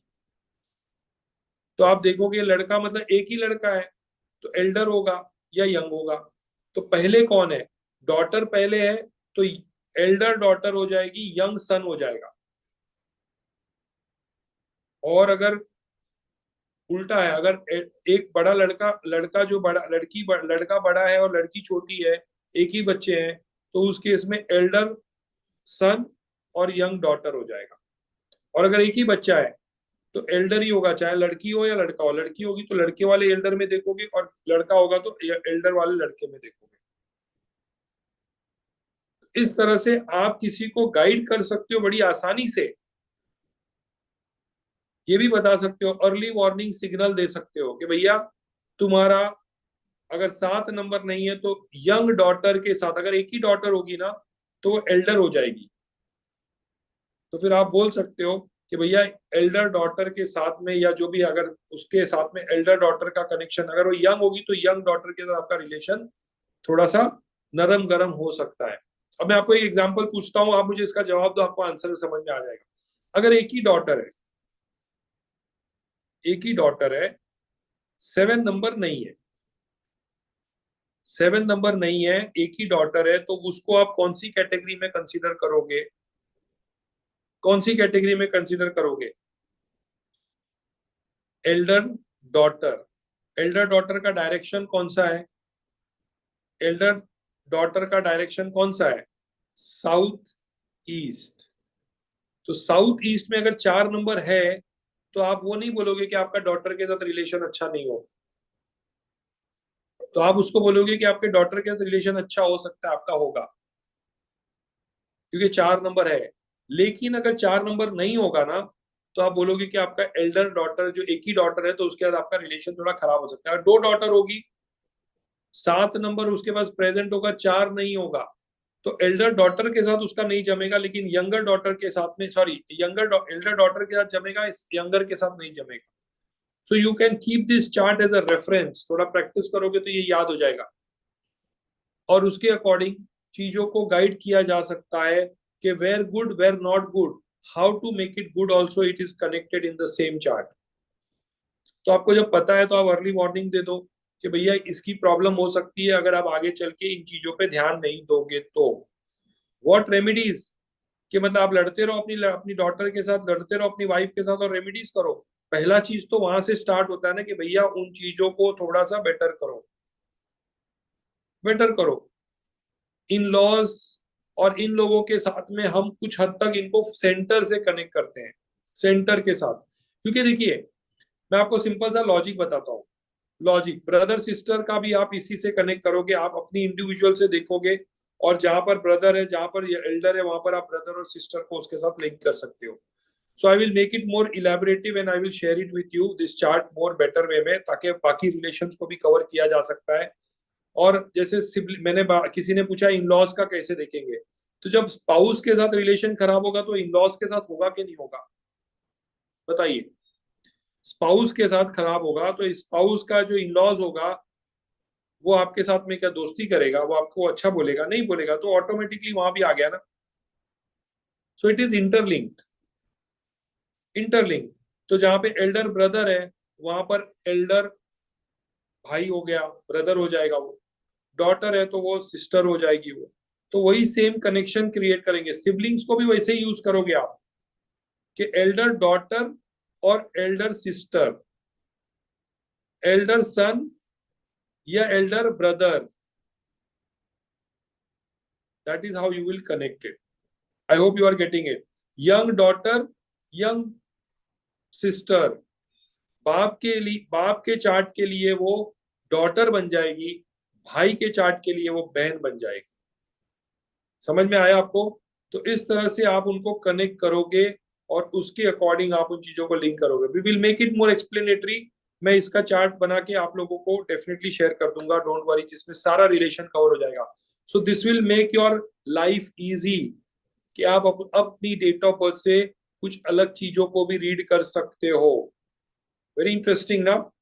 और आपको क्या चीज मिली आज यहाँ पे? एक ही चार्ट से देखिए 3-4 चीज। रेमेडीज आएगा, अभी समय है, बहुत समय है। अभी चैतन्य मिश्रा अभी आपके साथ में और 1-1.5 महीना रहने वाले हैं, डोंट वरी। सो ये चीज ऐसा है कि आपको इससे पता चल रहा है डायरेक्शंस, डायरेक्शन से आपको पता चल रहा है कि which place to target for your job, work, earning, and then you are getting the another very important aspect, कि आप बता सकते हो कि किस पर्सन के साथ उनके घर में उनका रिलेशन अच्छा होगा, किस पर्सन के साथ उनका रिलेशन अच्छा और बेटर करने के लिए उनको क्या करना होगा। तो वो सारी चीजें you will definitely get your best learnings. So now you know कि कैसे एक एक चीजों को हम लिंक कर सकते हैं। काफी सारी चीजों पे रिसर्च करने के बाद ये सब चीजें निकल के आती है, when you continuously keep doing doing doing things. Yes, business है नहीं है वो तो मैंने आपको आगे सिखाना है, तो don't worry about that. So this is where we will stop today. Tomorrow मैं कल आप लोगों को कार्मिक नंबर और मास्टर नंबर के बारे में सिखाऊंगा। कार्मिक मास्टर नंबर, और जल्दी खत्म हो गया तो कल क्वेश्चन आंसर करेंगे, नहीं तो उसके नेक्स्ट डे में क्वेश्चन आंसर्स करेंगे। ठीक है। शादी होगी नहीं होगी, करेंगे नहीं करेंगे, चलिए देखते हैं कहाँ तक क्या क्या चीजें सीखेंगे हम यहाँ पर। जैसे जैसे टॉपिक चल रहे हैं वैसे वैसे आप अपनी नोट्स बनाइए, आप अपनी खुद की नोट्स बनाइए। जितने लोग अपनी नोट्स बना रहे हो आप अपने आप को परफेक्ट बना रहे हो। So see you again tomorrow. Thank you very much. Take care. God bless you. Keep learning. Happy learning. I hope you enjoyed today's session. So many good things to cover, which were new dimension. मैंने कहा था मैं topic नहीं बताऊंगा, जिसको join करना है कर ले। चलिए, मजा आया ना? See you tomorrow. Take care, and more things to come in the days ahead. God bless you, and see you tomorrow. Thank you.